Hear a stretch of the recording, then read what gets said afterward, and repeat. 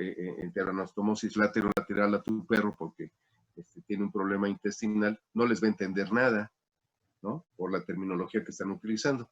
Por eso nos estamos refiriendo, cuando nosotros veamos algún concepto dentro del punto de vista de medicina, tenemos que referirnos a la terminología grecolatina del español.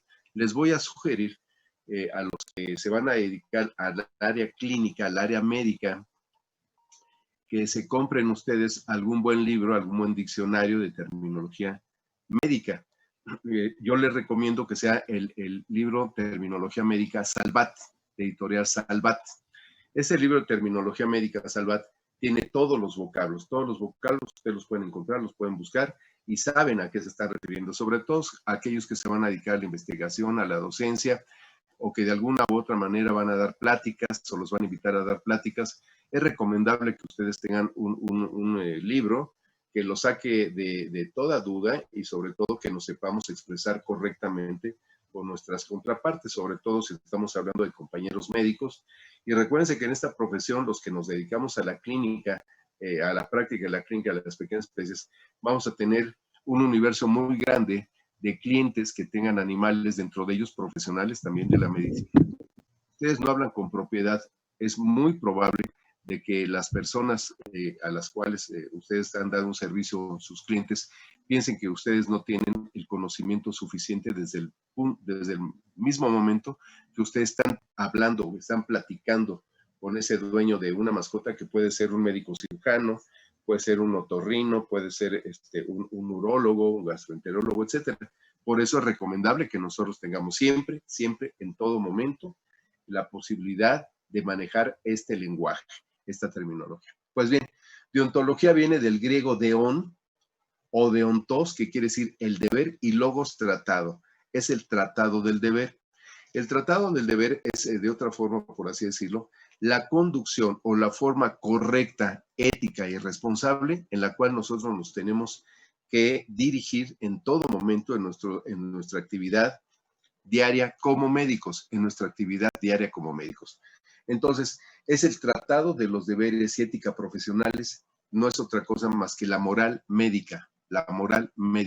Es la forma en la cual nosotros vamos a actuar, sin importar que el cliente o no esté. ¿Por qué cobra mucha importancia esta deontología? Les voy a decir porque nadie sabe lo que ocurre atrás de la puerta de un quirófano. Nadie sabe lo que ocurre atrás de la puerta de un quirófano. ¿Sí? Eso es cierto. Y no nada más en nuestra área, medicina veterinaria, también en medicina humana. Pero es muy importante que esta materia en particular no nada más los informe, sino los forme acá adentro en el espíritu, en el corazón, en la conciencia, para que ustedes respeten la vida de sus pacientes. Y me voy a referir a un pensamiento que está dado por el maestro cirujano Julián González Méndez. ¿Quién fue el maestro Julián González Méndez? Bueno, el maestro Julián González Méndez se los voy a presentar. Es esta persona que ustedes ven aquí. El maestro Julián González Méndez es un médico humano. Este señor, esta persona, ya falleció. El maestro Julián González Méndez fue el primero en dirigir un laboratorio de experimentación animal en el área de medicina humana, ¿Por qué les estoy refiriendo esto? Porque el maestro Alfonso Alexander, que ya habíamos hablado antes, ya les enseñé el libro de técnica y terapéutica de los animales, tuvo a bien ir a la Facultad de Medicina para ver cómo trabajaban. Y luego, mucho de lo que aprendió en la Facultad de Medicina, vio y observó, lo pasó a la Facultad de Medicina Veterinaria desde el uniforme, y muchos conceptos quirúrgicos que ahora utilizamos se lo debemos justamente a los que nos antecedieron, dentro de ellos el maestro Alfonso Alexander Hernández, el maestro Alfredo Cortés Arcos, que todavía tenemos la fortuna de tenerlo como el decano de la coordinación de cirugía. Y bueno, este señor compartió los conocimientos, muchos de sus conocimientos, con el maestro Alfonso Alexander Hernández, con él los compartió. Y ellos, ¿en qué trabajaban? Bueno, ellos trabajaban en la especie que les podía dar ese entrenamiento quirúrgico, porque finalmente la materia que se llevaba ahí en la Facultad de Medicina se llamaba Laboratorio de Cirugía. Así se llamaba. Más adelante vamos a ver este concepto. Y este maestro decía lo siguiente, que se los voy a leer y ahorita se los vamos a poner.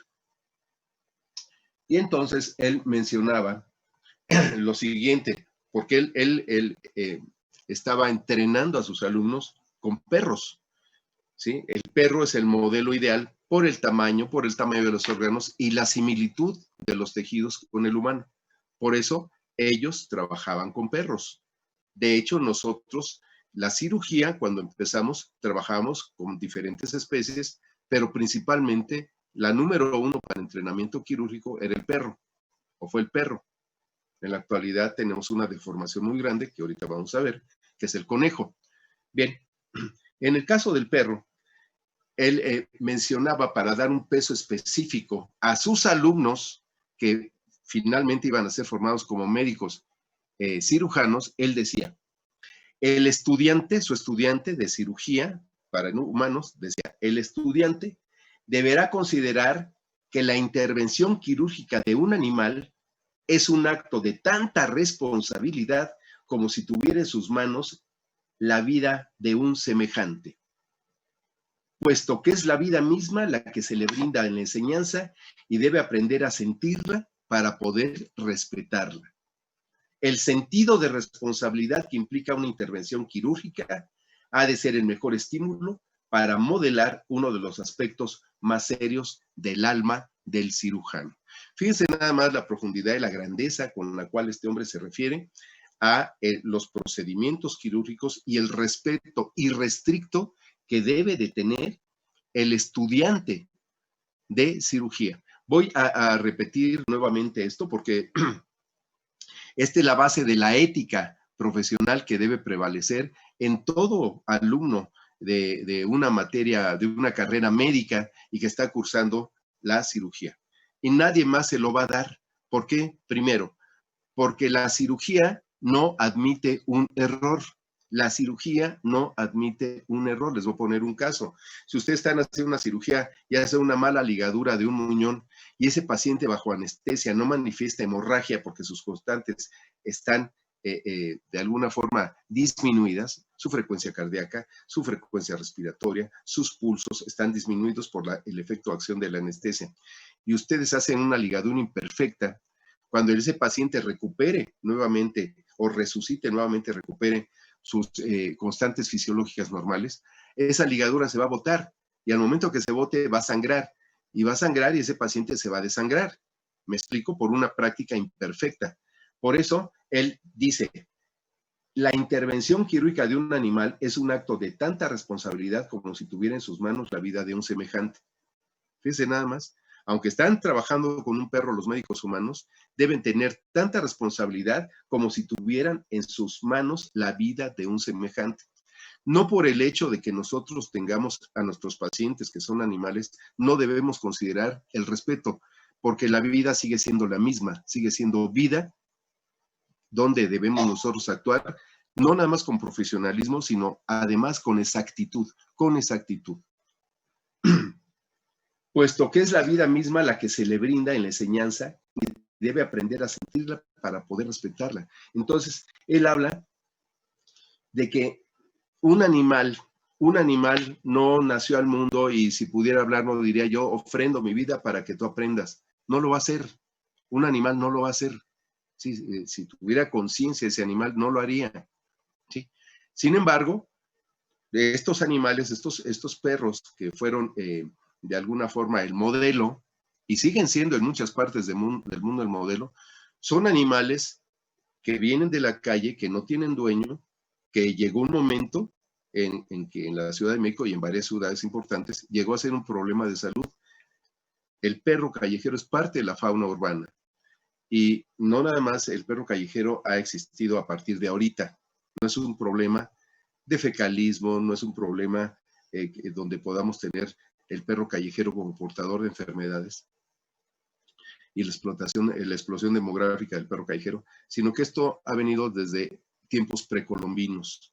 Desde antes de la conquista ya el perro callejero era parte de la fauna, se puede decir, la fauna de las ciudades, la fauna urbana, ¿sí? La rata, el perro, las aves, ¿no? Son parte de esa fauna urbana. Bien. Entonces mencionaba que es la vida misma la que se le brinda, y estos animales que eran recogidos de la calle pasaban a los antirrábicos, y si no eran reclamados, entonces de ahí pasaban a los centros de investigación y centros de enseñanza, y de esa forma, entonces se hacía que estos médicos, y que es cuyo objeto de nuestra materia es el entrenamiento quirúrgico, se lograra entonces los procesos de educación, porque finalmente ustedes cuando salgan tienen que prestar un servicio y no pueden tener prácticas imperfectas porque además les van a pagar por este servicio. Pero lo más grave de todo no es eso, es que los van a demandar, y una demanda no se la van a quitar. Y bueno, fuera que nada más fuera una demanda, pero si la persona a la cual ustedes están prestando un servicio es una persona que esté mal de su cabeza, que tengamos algún problema con esta persona, porque los animales llegan a ser quizá más importantes en algunos casos en la vida de las personas. Y hay personas que pierden la razón por la vida de un animal. Entonces no se van a enfrentar nada más a la demanda, sino se van a enfrentar a la venganza. Tenemos casos de compañeros asesinados por personas. Así como lo ven. Entonces, imagínense que ustedes presten prácticas imperfectas. Olvídense de la demanda. Una demanda, pues como sea, los meten a la cárcel o pagan una multa y se acabó. Pero si hay una persona que vaya más allá a dañar su integridad física, imagínense a lo que nos estamos refiriendo. Por eso, la formación en cirugía debe ser una formación que los acerque lo más pegado a la realidad. ¿Sí? Y además la cirugía es una materia, como les dije al principio de la clase, que reúne a otras materias, las complementa, o si no es parte fundamental de ellas. Como un ejemplo les había dado la patología clínica. Cuando ustedes lleven patología clínica, que en mi época se llamaba laboratorio clínico, van a ver que para hacer una biometría hemática hay que obtener la muestra de sangre. Entonces, obtengan la muestra de sangre de un gatito de 2 meses. ¿Cómo van a accesar una vía venosa si nunca han manejado un gato y nunca han venopuncionado un gato? ¿Cómo lo van a hacer? ¿Sí?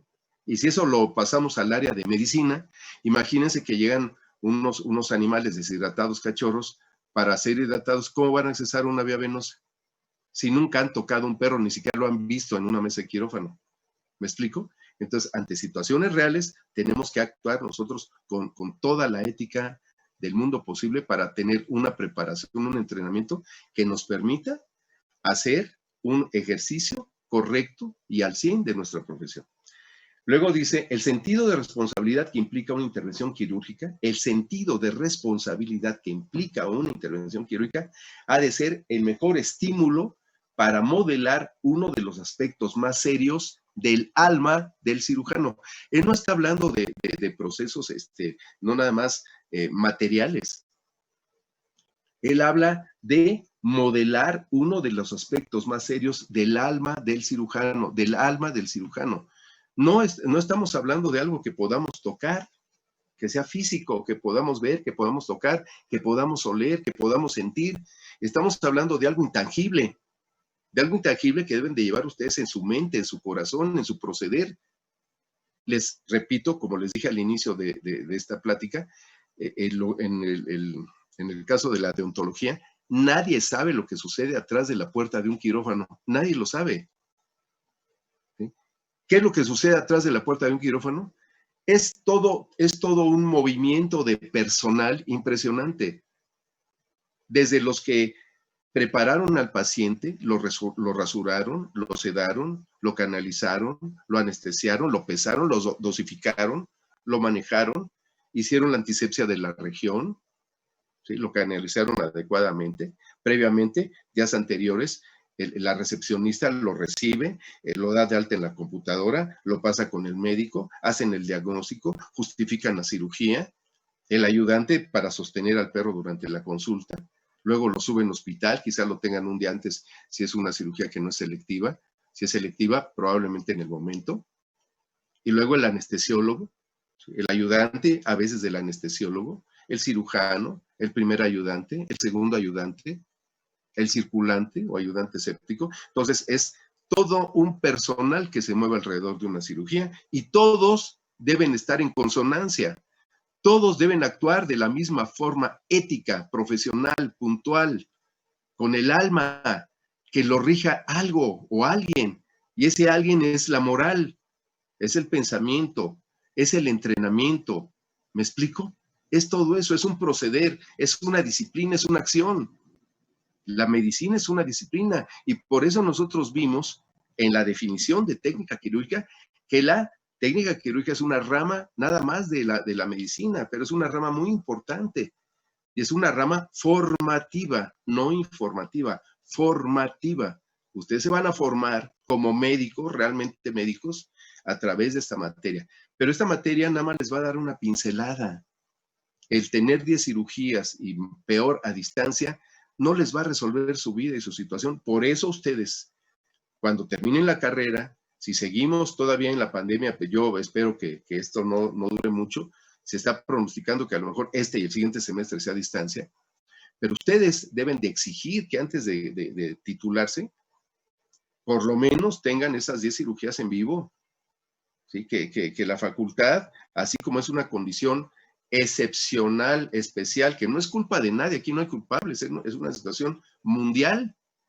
¿Sí? Hablábamos en la Junta que cirugía era un año perdido para el estudiante. Entonces, no queremos que salgan mal preparados. Yo todos los días trato clientes durante muchísimos años, más de 40.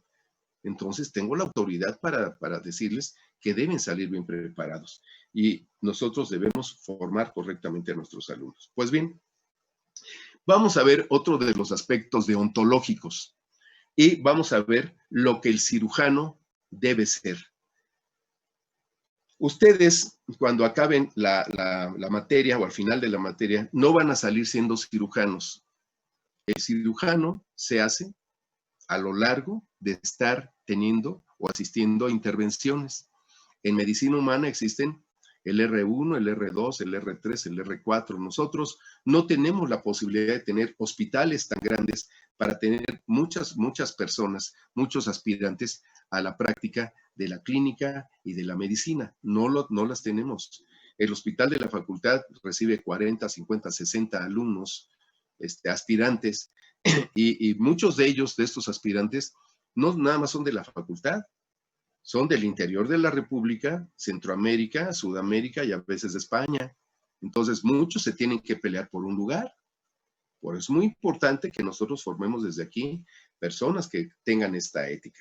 Entonces, un cirujano se va a formar, primero, obviamente, que lleven la materia. Y si a ustedes les gusta, esto debe ser tema de que ustedes asistan a clínicas, consultorios, hospitales, y que se integren, pero no desde hoy, desde antier. ¿Sí? Yo tuve la oportunidad antes de entrar a la facultad, de estar casi 9 meses en cirugía experimental con el doctor Alfredo Cortés, en el 73. Yo entré hasta septiembre del 73, pero en enero yo me incrusté ahí en cirugía experimental, centro médico de lo que ahora es el siglo XXI, Centro Médico Nacional siglo XXI. Bien. Entonces el cirujano, los que piensen ser cirujanos, pero aunque no piensen ser cirujanos, la cirugía es una de las materias fundamentales en la currícula de nuestra profesión. Entonces debemos de ver qué es lo que un cirujano debe ser. Y un cirujano empieza desde ahorita, desde que ustedes eligieron la carrera, desde que ustedes firmaron un papel donde aceptan llevar toda la currícula de lo que es la parte formativa de un médico, al obtener un título, deben de cursar 40 y tantas, 50 y tantas materias. Ustedes firman un papel. Bien. Y entonces, dentro de ella, nuestra materia se llama cirugía 1, mal dicho, nuestra materia, el nombre correcto es técnica quirúrgica, y por lo tanto debemos ver el producto final de lo que ustedes van a hacer. ¿Y qué van a hacer? O están pensando ser cirujanos, porque de alguna forma todos van a tener que tomar un bisturí para abrir una piel. todos van a tener que accesar una vena para hacer una anestesia, si es que se hiciera en forma presencial. Entonces, ¿qué es lo que el cirujano debe ser? Bien, para ser cirujano se requieren 4 condiciones. Se requieren 4 condiciones. La primera condición, debe saber, debe tener el conocimiento, debe saber. Para la segunda condición, debe ser experto. Para la tercera condición, debe ser ingenioso. Y para la cuarta condición, debe saber adaptarse. Entonces, esto es muy bueno que ustedes lo vean, ¿sí? Entonces, lo que el cirujano debe ser. Para ser cirujano se requieren 4 condiciones. La primera, saber. La segunda, ser experto. Para la tercera, ser ingenioso. Y para la cuarta, debe saber adaptarse. Es muy importante esto. ¿Por qué? Vamos a ir viendo el desglose paso a paso de lo que el cirujano debe ser. Bien. Entonces, habíamos dicho que para la primera se requiere que el cirujano sepa no solamente los conocimientos de los principios básicos que nosotros vamos a ver aquí, los principios básicos de la cirugía moderna, así se denomina este primer capítulo, los principios básicos de la cirugía moderna. Entonces, para la primera se requiere que el cirujano sepa no solo los principios de la cirugía, sino también aquellos de la teoría y la práctica de la medicina. ¿Qué quiere decir esto? Que el cirujano no se limita a ser un artesano. ¿Qué es un artesano? El que a través de sus manos crea algo, un orfebre, un carpintero, un albañil, un cirujano, trabaja con las manos, pero no se limita nada más a trabajar con las manos. Si ustedes han sido atendidos por especialistas, el urólogo los receta, los diagnostica y los opera. El gastroenterólogo los revisa, los diagnostica, justifica una cirugía y los opera. Entonces, el cirujano primero es médico, primero diagnostica, primero justifica la cirugía. ¿Por qué decirles otra máxima? La cirugía es el último recurso. La cirugía es el último recurso. La cirugía no es lo primero que nosotros tenemos que hacer. Primero tenemos que diagnosticar. Luego tenemos que dar opciones de tratamiento. Y dentro de ellos está la cirugía. Pero la cirugía conlleva a que nosotros hayamos agotado todas las posibilidades y que al final del camino la cirugía sea el último recurso para resolver ese problema. ¿Me explico? La cirugía debe justificarse porque la cirugía se cobra y se cobra bien. Porque una cirugía ustedes deben utilizar el mejor material, el mejor personal. La cirugía se hace una sola vez de primera intención y debe quedar bien. Entonces, para ser cirujanos, no nada más hay que saber, sino conocer todos los principios de la teoría y la práctica de la medicina, de la clínica, para poder nosotros justificar una cirugía.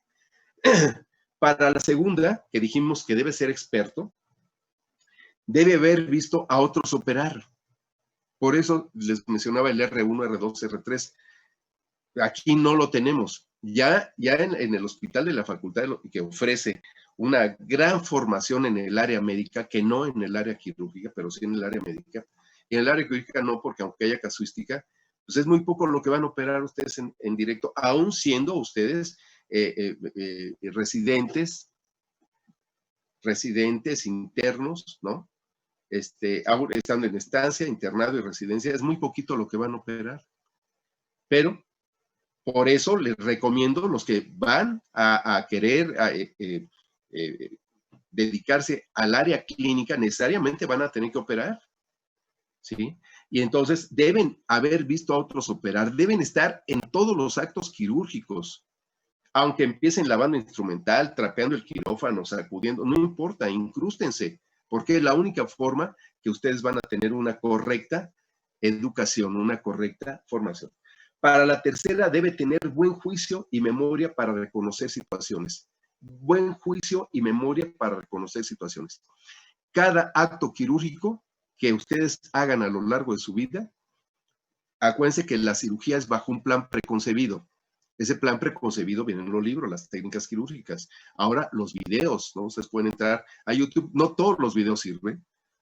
En muchos de los videos hay muchas prácticas imperfectas. Hay algunos que ustedes deberán elegir, salvo su buen juicio, y llevarlos a la práctica cuando sea posible. Cuando no, yo les sugiero que se vayan al cadáver.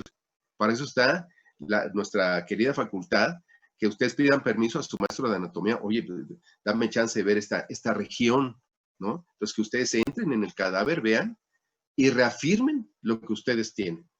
El hecho de ser profesor de cirugía y tener muchos ayudantes en el área quirúrgica significa que cuando yo también he tenido alguna duda, vamos a los pacientes, resolvemos ahí las cosas y entonces entramos con nuestro paciente real. Para la cuarta debe ser capaz de acomodarse a las circunstancias. Debe ser capaz de acomodarse a las circunstancias. ¿Qué quiere decir? Que no todas las cirugías son iguales. Aunque ustedes estén operando un perro, no es lo mismo un braquicefálico que un dolicocefálico, que un mesaticefálico. No son iguales.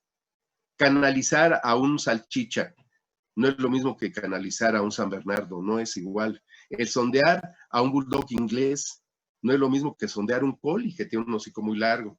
¿Me explico? Entonces, aunque son de la misma especie Canis lupus doméstico, familiares, la tipología son más de 350 razas. Igual con los gatos, igual con muchas de las especies animales. Por lo tanto, la cuarta debe ser capaz de acomodarse a las circunstancias. ¿Sí? Bueno, quiero decirles aparte lo que el cirujano debe ser. Y dice, el cirujano debe ser atrevido en todo cuanto sea seguro. Seguridad. Atrevido en todo cuanto sea seguro. Temer lo peligroso y evitar los tratamientos y prácticas imperfectas. Por eso se tienen que entrenar, por eso la materia es de entrenamiento.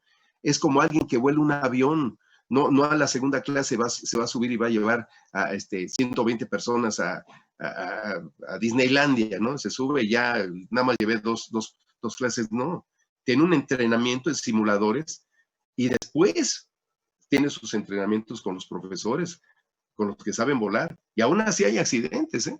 Entonces aquí el cirujano debe ser atrevido en todo cuanto sea seguro, temer lo peligroso y evitar los tratamientos y prácticas imperfectas. Debe ser bondadoso con los enfermos, considerado con sus colegas y precavido en sus pronósticos. Bondadoso con los enfermos. Los animales sienten, los animales piensan. ¿Sí? Un animal que sale de su medio y llega a un hospital se siente temeroso porque no sabe lo que va a suceder. Pues deben amar lo que hacen, porque ustedes son la voz de los que no tienen voz.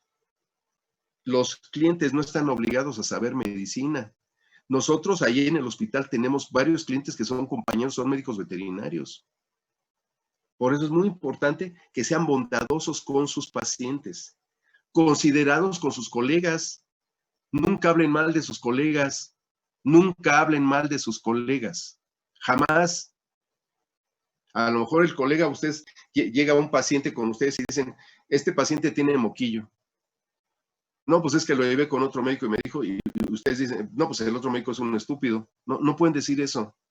Porque a lo mejor cuando lo llevaron al principio de la enfermedad, no había todos los signos clínicos que se están manifestando cuando los llevaron con ustedes, que ya trae la M de moquillo en la frente. Entonces, nunca hablen mal de sus colegas. Tampoco se van a hacer cómplices.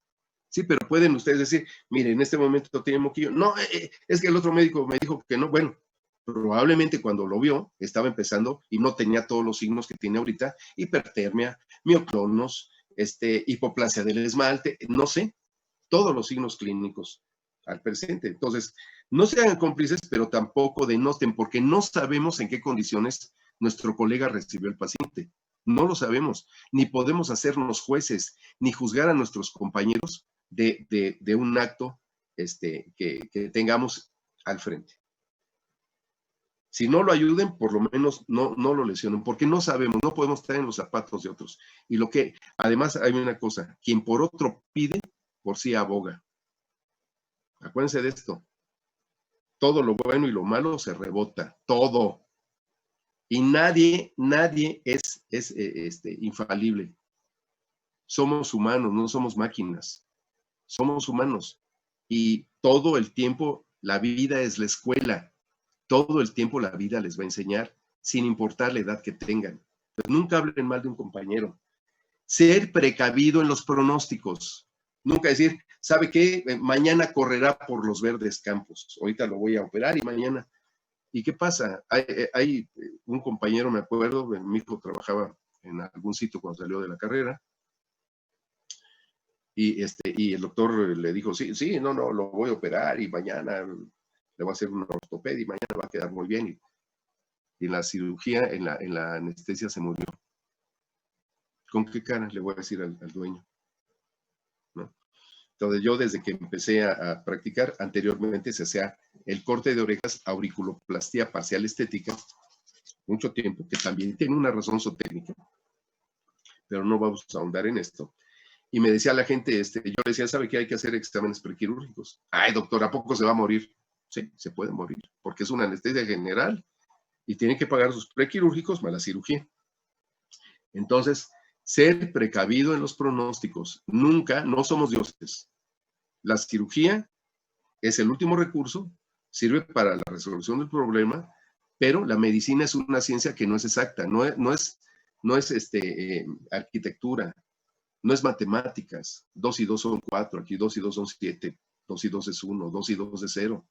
Entonces, la medicina no es una ciencia exacta. Por lo tanto, ser muy precavido con sus pronósticos. El cirujano debe ser modesto, digno, amable, piadoso, solícito y compasivo. ¿Sí? Siempre debemos ser amables. Nunca debemos tener esa prepotencia que tienen muchos de los jovencitos que están en la especialidad y se sienten personas casi paridas por algún dios, por Zeus, y se sienten intocables. No, yo padecí de ese síndrome cuando salí de la facultad, porque yo venía muy bien preparado, venía de estar 3 años no era hospital, ni había planes de estudio como ahora los conocemos, de estancia, internado y residencia, no existían. Pero yo trabajé 3 años antes de salir de la facultad en la clínica de Pequeñas Especies, que ahora es el Hospital Veterinario de Especialidades. Yo ahí trabajé. Y cuando puse mi clínica, yo venía muy bien preparado. Venía de 4 años de consulta a domicilio. Yo me instalé en el 82. Ya esto se puede hacer oportunidad con todo gusto. Ustedes pueden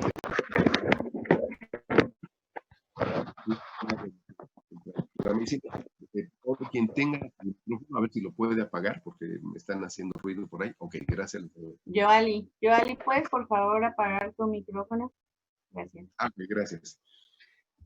Luego, el cirujano no, esto es muy importante, escuchen lo que les voy a decir. El cirujano no debe extorsionar con dinero, sino dejar que su recompensa vaya de acuerdo a su trabajo, a las posibilidades del paciente, a la trascendencia de su labor y a su dignidad propia. Esto es muy profundo. Fíjense nada más. El cirujano no debe extorsionar con dinero, ¿sí? Es decir, es una cirugía muy fácil, pero el cliente está desesperado, pues métele, cóbrale 10, 12 mil pesos. No. Dice, debe tener en cuenta las posibilidades del dueño, aquí habla del paciente, pero las posibilidades del dueño de la mascota. Cuando las posibilidades del dueño de la mascota no sean una situación económica buena, considérenlo.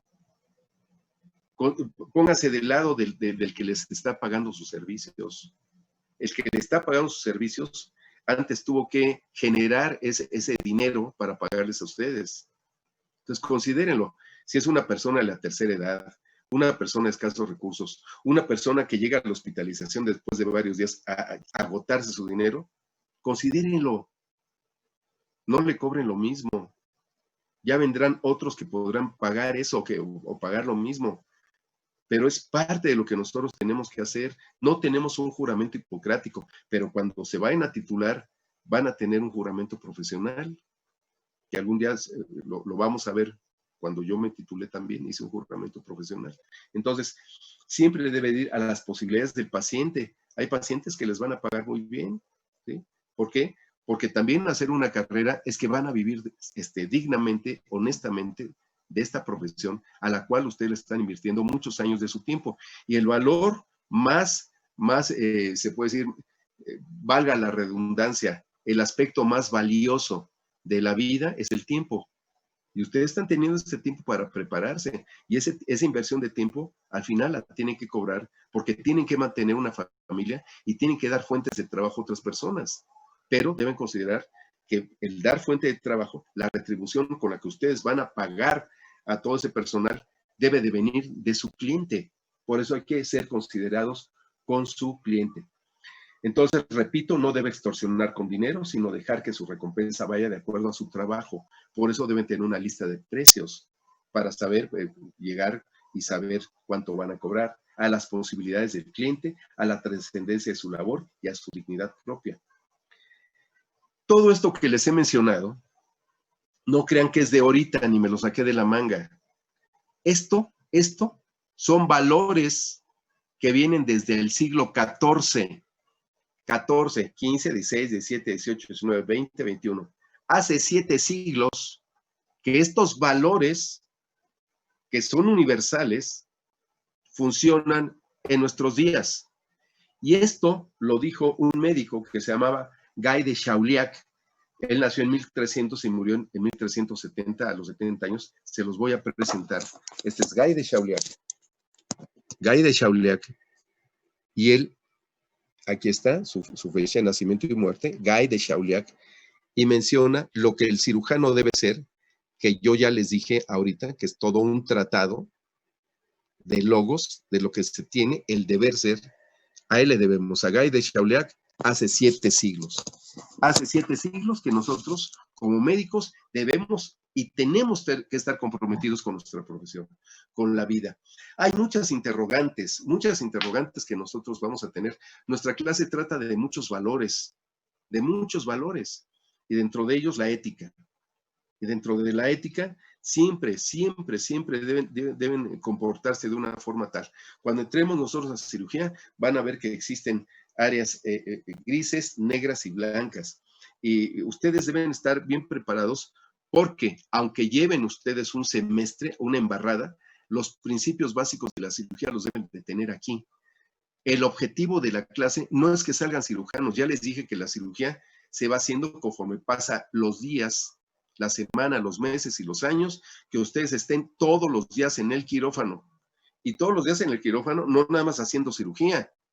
Tienen que lavar instrumental, tienen que lavar campo, los tienen que secar, los tienen que hacer sus paquetes de batas, de campos, de instrumental, saber qué tipo de instrumental se requiere en la cirugía, revisar sus anestésicos.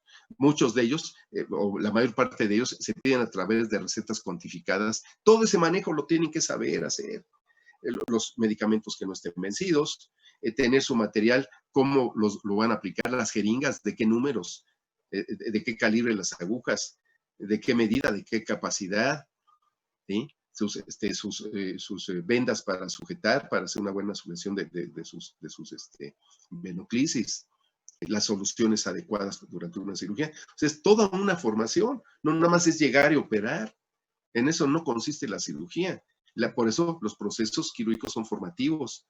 Si tenemos la oportunidad que alguno de ustedes quiere ir al hospital, va a ver todo esto, todo este ciclo, desde el manejo de la central de esterilización hasta pasar un quirófano y cómo comportarse un quirófano. No es lo mismo que ustedes les enseñemos cómo lavarse y cómo vestirse y de repente no están acostumbrados a la escafandra y el cubreboca y de repente hagan esto con el guante. Ya se contaminaron. Pero atrás de la puerta de un quirófano hacen esto. Ay, no me vio el cliente. Pues no es que te ve el cliente, es que ya te contaminaste. Vas a contaminar el campo quirúrgico y vas a producir una infección en tu paciente. ¿Me explico? Por eso es un acto de conciencia y de ética la que debemos de tener en los procesos de formación del entrenamiento quirúrgico, porque esta materia es de entrenamiento quirúrgico y la educación se basa en los actos repetitivos. ¿Sí? Por eso la materia está diseñada con 10 cirugías que vamos a hacer. Y en esas 10 cirugías, cuyos equipos van a estar formados por 5 alumnos, cada alumno va a desempeñar un puesto 2 veces. 2 veces va a ser cirujano, 2 veces va a ser primer ayudante, 2 veces segundo ayudante, 2 veces instrumentista, 2 veces anestesiólogo. ¿Sí? Entonces, 2 veces lo va a hacer, 2 veces no es nada, pero ya les abrió el camino para ver lo más valioso del curso, que son los 5 principios básicos de la cirugía moderna. Entonces, no sé si haya alguna duda ahorita o alguien quiera comentar algo, alguien quiera ganarse algún punto con algún comentario o hacer alguna disertación sobre lo que estamos viendo. Si no, damos por concluido este capítulo de lo que es el aspecto deontológico y lo que vimos justamente nosotros de lo que es historia de la cirugía. La doctora sabe que en este momento es muy importante que nosotros justifiquemos cada uno de los actos que vamos a tener o hacer o a querer hacer en nuestra materia. Y lo tenemos que justificar. Los tenemos que justificar y darle un peso específico el por qué lo vamos a hacer. Entonces, vamos a ver un tema ahorita que no está en el programa, pero que sí es necesario que nosotros lo veamos. Y este tema se llama El perro de la calle en la educación de la enseñanza superior. El Doctor, perro de la... Sí. Pero se va a cerrar la sesión, entonces voy a cerrar esta y les mando un link nuevo para que tengamos de corrido el tiempo. Perfectamente bien, ahí la esperamos.